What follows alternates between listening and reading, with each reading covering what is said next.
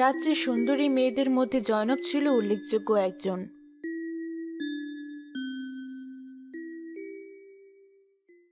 এই যে সুন্দরী, তোমার পেছনে পেছনে আর কত ঘুরবো বলো তো? তুমি তো আমাকে পাত্তাই দিচ্ছ না। আমি এই রাজ্যের প্রধান উজির, সবাই আমাকে দেখে ভয় পায়, আর তুমি কিনা আমাকে ভয় পাও না? আপনাকে কেন ভয় পাবো? আমি তো কোনো অপরাধ করিনি। আপনি আমাকে কেন বিরক্ত করছেন? হ্যাঁ হ্যাঁ হ্যাঁ, আমি তোমার কাছে কি চাই তা তো তুমি ভালো করেই জানো। আমি তোমাকে বিয়ে করতে চাই, তোমাকে এই রাজ্যের উজিরের স্ত্রীর মর্যাদা দিতে চাই।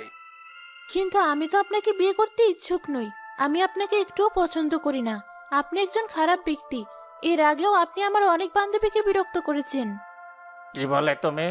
তোমার সাহস তো কম নয়। তুমি আমার মুখের উপর কথা বলছো। আমি তোমাকে বিয়ে করতে চাইছি, এটাই তো তোমার ভাগ্য।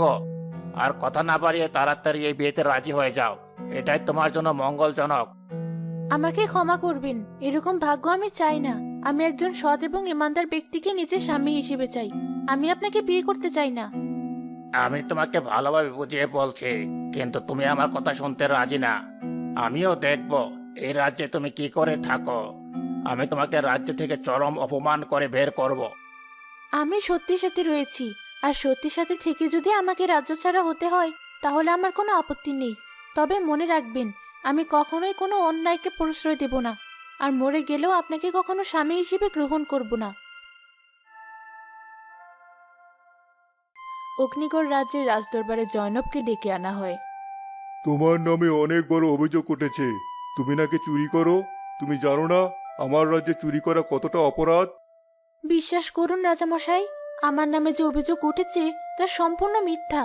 আমি আমার জীবনে কখনোই চুরি করিনি। আমার নামে উজির মিথ্যে কথা বলছে। বদমাস মেয়ে, আমি তোমার নামে মিথ্যা কথা বলছি? তোমার নামে পুরো গ্রামবাসী আমাকে অভিযোগ করেছে তুমি মানুষের বাড়িতে চুরি করো। এটা সম্পূর্ণ মিথ্যা কথা। উজির অনেকদিন ধরে আমাকে বিরক্ত করছিল। সে আমাকে বিয়ে করতে চায়, কিন্তু আমি রাজি হইনি বলে আপনার কাছে মিথ্যে নালিশ করছে। রাজামশাই, আপনি ওর একটা কথাও বিশ্বাস করবেন না। এই মেয়ে অনেক খারাপ। ওর নামে গ্রামে অনেক আজে বাজে কথা প্রচলিত আছে। মহারাজ, আপনি অনুমতি দিন, তাহলে আমি ওর মাথার চুল কেটে এই রাজ্য ছাড়া করব। মহারাজ, এত বড় অন্যায় আমার সাথে করবেন না। বিশ্বাস করুন, আমি কোনো অপরাধ করিনি। এই বদমাশ আমার নামে মিথ্যা কথা বানিয়ে বানিয়ে বলছে। তোমার সাহস তো কম নয়। আমার রাজ্যের উজিরের নামে তুমি মিথ্যা কথা বলছো। ওকে আমি গত 10 বছর ধরে চিনি। ও কখনোই মিথ্যা কথা বলবে না। তুমি অপরাধী, তুমি দোষী।